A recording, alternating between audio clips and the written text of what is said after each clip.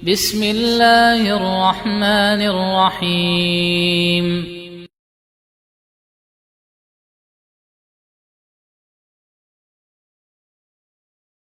السلام عليكم ورحمة الله وبركاته. إن الحمد لله نحمده ونستعينه ونستغفره ونعوذ بالله من شرور أنفسنا وسيئات أعمالنا. من يهده الله فلا مضل له ومن يضلل فلا هادي له. أشهد أن لا إله إلا الله وحده لا شريك له وأشهد أن محمدا عبده ورسوله صلى الله عليه وعلى آله وصحابته أجمعين ومن تبعهم بإحسان إلى يوم الدين. يا أيها الذين آمنوا اتقوا الله حق تقاته ولا تموتن إلا وأنتم مسلمون. يا أيها الناس اتقوا ربكم الذي خلقكم من نفس واحدة وخلق منها زوجها وبث منهما رجالا كثيرا ونساء واتقوا الله الذي تساءلون به والأرحام إن الله كان عليكم رقيبا. يا أيها الذين آمنوا اتقوا الله وقولوا قولا سديدا يصلح لكم أعمالكم ويغفر لكم ذنوبكم ومن يطع الله ورسوله faqad faza fawzan azima, amma ba'd. Fa ikhwani fid din, kaum muslimin jamaah salat Jumat yang saya cintai dan saya muliakan, rahimani wa rahimakumullah. Semoga Allah Subhanahu wa taala senantiasa mencurahkan rahmatnya kepada kita sekalian. Sesungguhnya Nabi kita yang mulia, Nabi Muhammad sallallahu alaihi wasallam, Nabi yang sangat penyayang kepada kita, telah mengabarkan kepada kita akan datang satu kaum ahli ibadah. Akan muncul kelak suatu kaum yang sangat rajin beribadah. Saking hebatnya ibadah mereka, jemaah sekalian, mereka bisa mengalahkan para sahabat Nabi Muhammad sallallahu alaihi wa ala alihi wasallam. Sahabat Nabi Muhammad SAW yang telah Allah ridhoi dan telah Allah jamin masuk surga. Ternyata Nabi SAW mengabarkan akan datang satu kaum yang bisa mengalahkan ibadah mereka. Tapi mengalahkan di sini hanya dari segi kuantitasnya, jumlahnya. Adapun dari segi kualitas, maka umat-umat setelah para sahabat tidak mungkin mengalahkan para sahabat. Tapi dari segi kuantitas, Rasulullah sallallahu alaihi wasallam mengatakan, "Yakhruju qaumun yaqra'unal Qur'an, laisa qira'atukum ila qira'atihim bi syai', wala salatukum ila salatihim bi syai', wala siyamukum ila siyamihim bi syai'." Akan ada satu kaum kelak yang membaca Al-Quran. Bacaan kalian, wahai para sahabatku, tidak ada apa-apanya dibandingkan bacaan mereka. Salat kalian tidak ada apa-apanya dibandingkan salat mereka. Dan puasa kalian tidak ada apa-apanya dibandingkan puasa mereka. Dalam riwayat yang lain, tahkiruna salatakum ila salatihim wa siyamakum ila siyamihim. Kalian wahai para sahabatku akan menganggap remeh solat kalian jika kalian bandingkan dengan solat mereka, dan puasa kalian jika kalian bandingkan dengan puasa mereka. Subhanallah jemaah sekalian, betapa hebatnya kaum ini dari segi rajinnya mereka beribadah. Bersamaan dengan itu jemaah sekalian, perhatikanlah Rasulullah sallallahu alaihi wasallam mengatakan tentang mereka, kilabun nar syarru qatla tahta adimis sama. Mereka adalah anjing-anjing neraka. Mereka adalah seburuk-buruk makhluk yang terbunuh di bawah kolong langit. Perhatikan jemaah sekalian, jangan tertipu dengan banyaknya ibadah.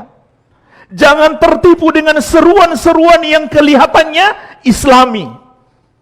Dalam hadis yang lain Nabi SAW mengatakan tentang mereka, hudatsa'u asnan, sufahaul ahlam, Yaquluna min khairi qaulil bariyah, yamrukuna minal Islam kama yamruku sahmu minar ramiyah, wala yujawizu imanuhum hanajirahum.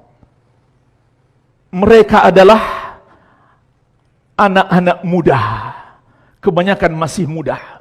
Akal-akal mereka pendek, tidak memikirkan jauh ke depan akibat dari perbuatan mereka, mengikuti emosi kemarahan mereka.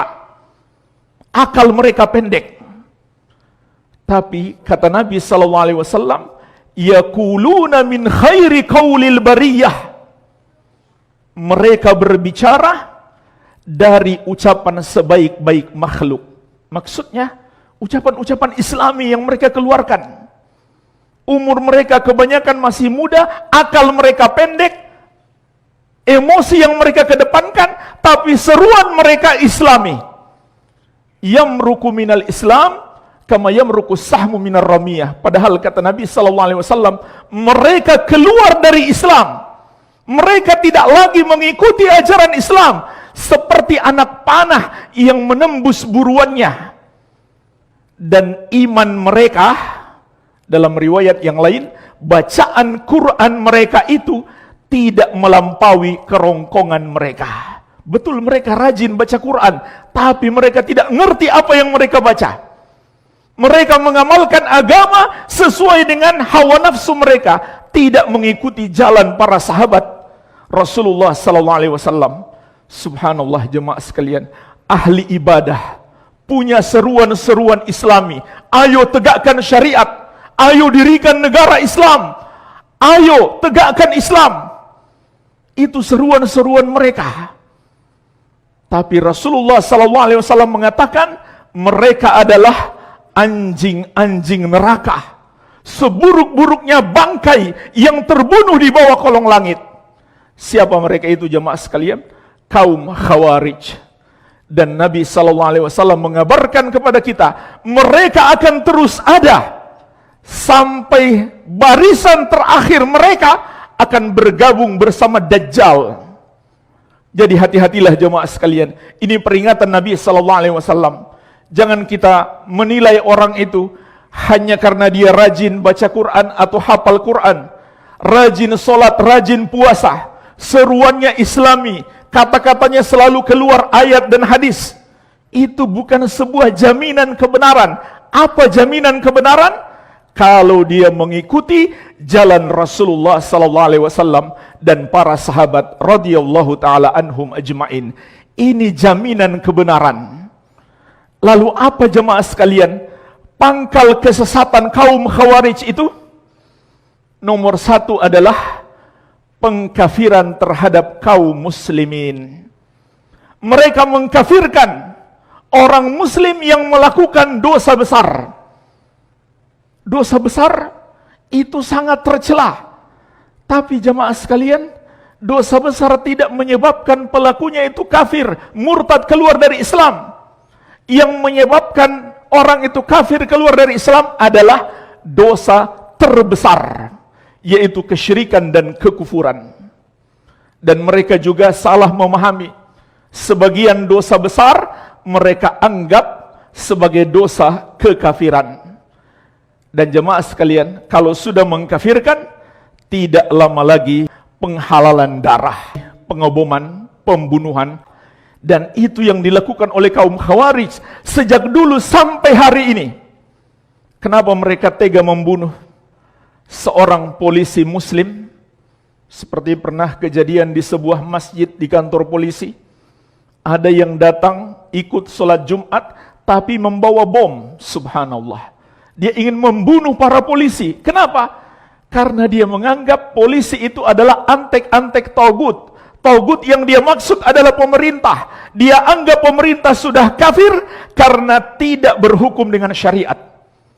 Karena katanya Allah berfirman, "Waman lam yahkum bima anzalallah faulaika humul kafirun." Barang siapa yang tidak berhukum dengan syariat yang Allah turunkan, mereka itu adalah orang-orang kafir.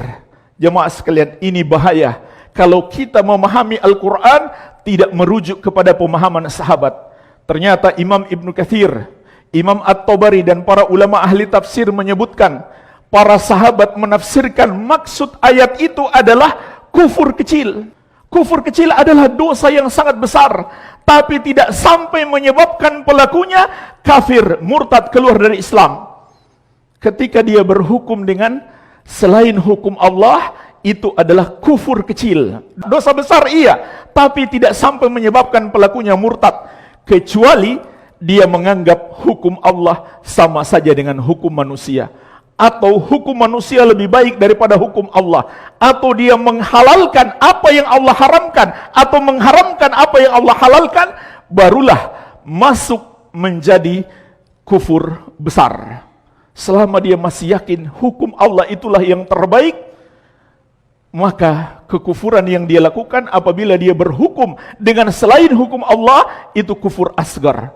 Dan mereka lupa ayat berikutnya Allah mengatakan, وَمَنْ لَمْ يَحْكُمْ بِمَا أَنْزَلَ اللَّهُ فَأُولَئِكَ هُمُ الظَّالِمُونَ. Dan barang siapa yang tidak berhukum dengan hukum Allah, mereka itu orang-orang yang zalim. Juga ayat berikutnya, وَمَنْ لَمْ يَحْكُمْ بِمَا أَنْزَلَ اللَّهُ فَأُولَئِكَ هُمُ الْفَاسِقُونَ. Dan siapa yang tidak berhukum dengan hukum Allah, mereka itu orang fasik. Jadi Allah sebutkan 3 tingkatan: kufur, zalim, dan fasik. Tidak semua kafir, tapi mereka mengkafirkan secara serampangan, sehingga mereka kemudian menghalalkan darah.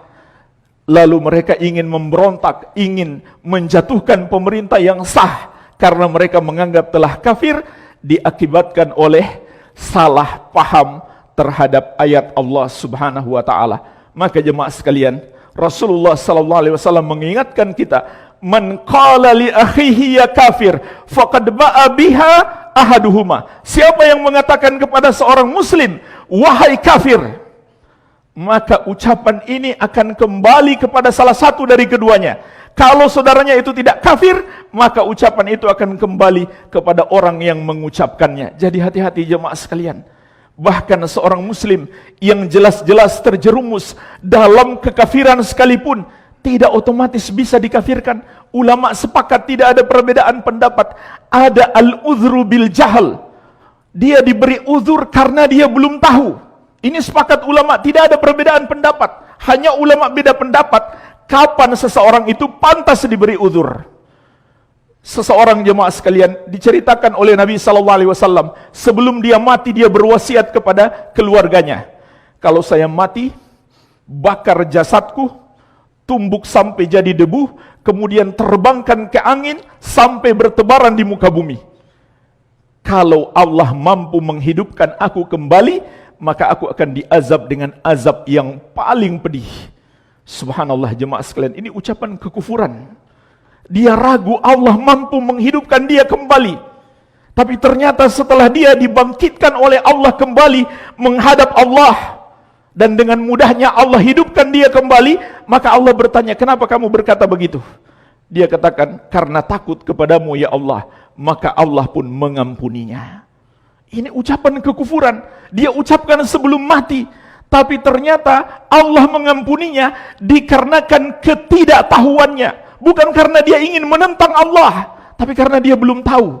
Sehingga para ulama mengatakan, seorang muslim yang terjerumus dalam dosa kekafiran sekalipun, tidak otomatis langsung bisa dikafirkan.